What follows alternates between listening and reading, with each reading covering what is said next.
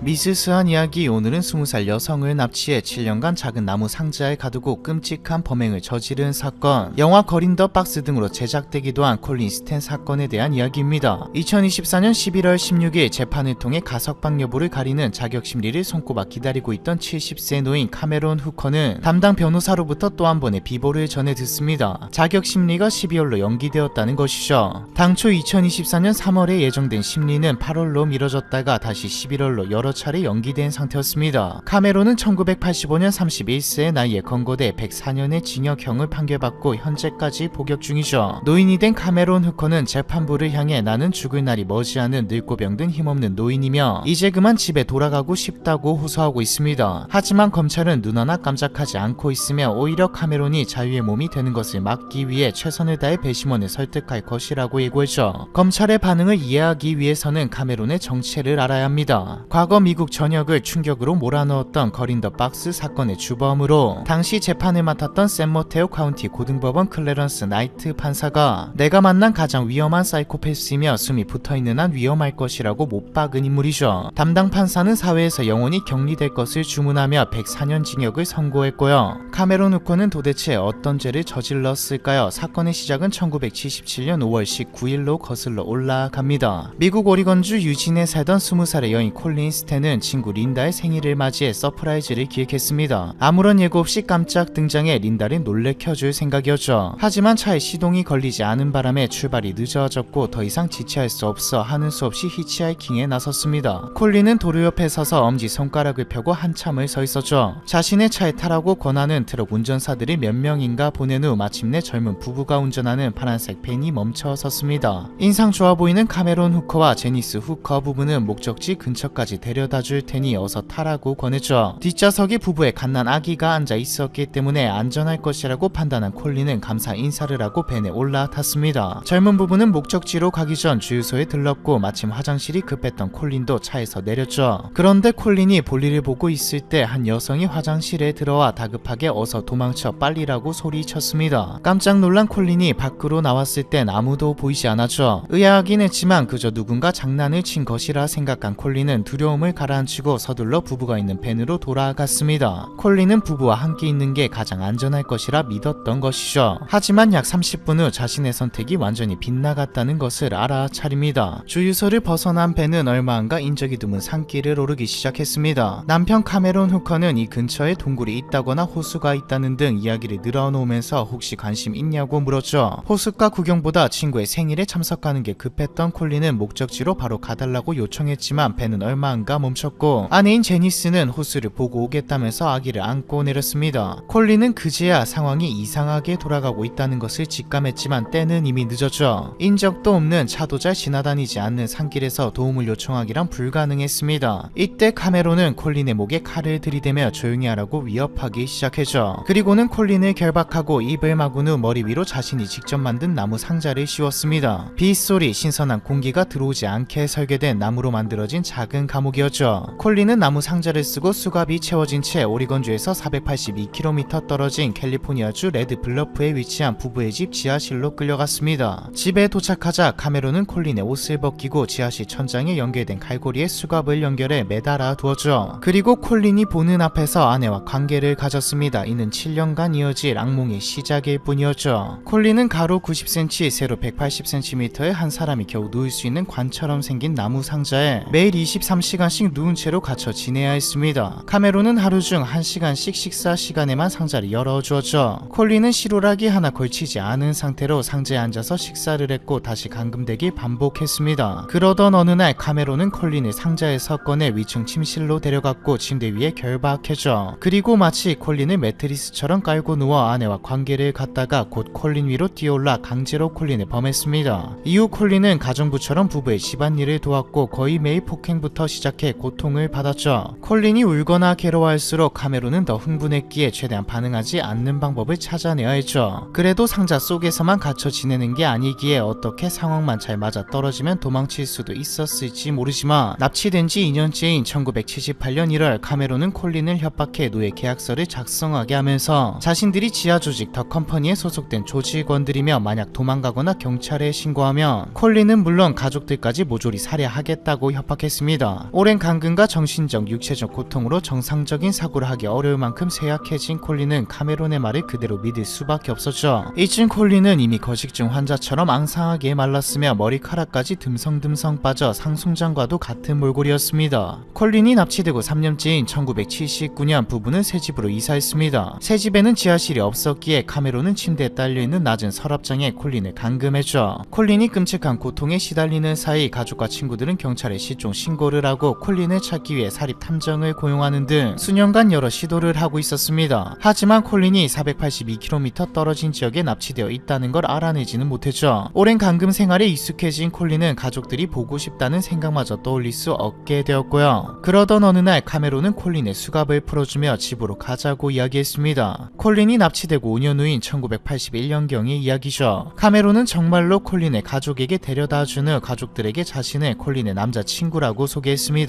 가족들은 5년 만에 살아 돌아온 콜린이 그간 무슨 일을 겪었는지 걱정하며 딸과 함께 온 낯선 남자를 경계했지만 콜린이 너무나 행복한 미소를 지으며 그와 함께 포옹하고 다정한 모습을 보였기에 곧 의심을 거두었죠. 이때까지도 콜린은 카메론과 그의 아내가 더 컴퍼니에 소속된 조직원들이라고 믿고 있었기에 행여 가족들을 해칠까 두려워 행복한 척 연기한 것이었습니다. 콜린은 가족들에게 피해를 끼칠 수 없다고 생각해 가족들을 만나고 스스로 집을 떠나 카메론과 다시 지옥 같은 집으로 돌아왔죠. 이쯤 콜린에게도 변화가 일어났습니다. 꿈에 그리던 가족을 만나게 해준 데 이어 짧은 외출까지 허락하자 콜린은 카메론이 좋은 사람이라고 스스로 믿게 되는 스톡홀름 증후군에 빠져버린 것이죠. 콜린이 완벽하게 세뇌된 상태임을 확인한 카메론은 콜린을 자신의 두 번째 아내로 삼겠다고 선언했습니다. 이어 콜린을 집 근처 모텔 청소부로 취직시키고 자유롭게 출퇴근할 수 있게 허락까지 해줬죠. 이 과정을 지켜보던 아내 제니스는 콜린을 찾아가 지하 조직 더 컴퍼니는 꾸며낸 이야기라고 고백했습니다. 제니스는 어서 도망가라고 손을 잡아 끌었지만 이미 깊게 세뇌당한 콜린은 더 컴퍼니는 실제하며 자신은 카메론을 떠나지 않겠다고 고집을 피웠죠. 제니스는 답답한 마음에 소리를 질렀는데요. 어서 도망쳐 빨리. 그 순간 콜린은 과거 납치를 당하기 직전 화장실에서 들었던 목소리가 제니스였다는 걸 깨달았습니다. 콜린은 제니스의 도움을 받아 도망치기 시작했지만 얼마 안 가 카메론에게 전화를 걸었고 납치범이 아니라 연인에게 고하듯 이별을 고했습니다. 이때 카메론은 콜린에게 떠나지 말라고 울며불며 사정했다고 하고요. 콜린은 7년 만에 집으로 돌아간 후에도 경찰에 신고하지 않았고 오히려 두어 달 동안 카메론에게 정기적으로 전화를 걸어 이야기를 나누었습니다. 이미 세뇌당한 콜린은 카메론과 대화를 나누며 다시 카메론에게 빠져들었고 카메론도 이를 알고 다시 콜린을 꿰어내 집안에 들이려고 했죠. 보다 못한 제니스는 경찰에 신고하게 됩니다. 그런데 신고 내용은 납치 및 감금이 아니라 살인 및 시신유기였습니다. 제니스는 카메론 후커와 자신이 콜린을 납치하기 약 1년 전인 1976년 캘리포니아주에 거주하던 19세 소녀 마리 엘리자베스 스파나케를 납치했으며 사례 후 매장했다고 증언했죠. 더 놀라운 사실은 아내인 제니스 역시 범죄 피해자였다는 사실이 밝혀진 것이었습니다. 제니스는 콜린과 마찬가지로 15살 나이에 카메론에게 납치돼 감금과 폭행을 당한 뒤 아이까지 출산하면서 강제로 결혼한 상태였죠. 제니스는 납치 및 학대에 가담한 것은 사실이나 자유의지로 범행에 동참한 것이 아니었다고 인정돼 남편의 범행을 증언하는 조건으로 면책권을 받았고요. 하지만 9년 전 매장된 마리 엘리자베스 스파나케의 시신은 찾을 수 없었고 카메론은 범죄 혐의를 전면 부인해 살인죄를 입증할 수 없었습니다. 만약 증거를 찾지 못한다면 괴물이 다시 세상에 나올 위기였죠. 범죄 피해를 입증할 수 있는 건 생존자이자 피해자인 콜린 뿐이었습니다. 다행히 이쯤 치료와 가족들의 응원에 힘입어 가까스로 세뇌에서 풀려난 콜린이 증언을 시작하면서 카메론은 콜린이 탈출한 지 3개월 만에 구금되게 되었죠. 경찰은 카메론 후커의 집에서 콜린의 증언과 일치하는 머리에 씌우는 수제 나무 상자와 구속장치 노예계약서, 당시 정황이 담긴 사진을 발견했고 카메론은 납치와 성폭행을 포함한 여러 혐의로 104년형을 선고받게 됩니다. 그리고 처음에 나왔듯 여전히 감옥에 수감 중이죠. 판결대로라면 2023년까지 가석방 신청 자체가 불가능했지만 캘리포니아주의 노인재수 가석방 프로그램에 의해 자격심리 날짜가 2015년으로 7년이나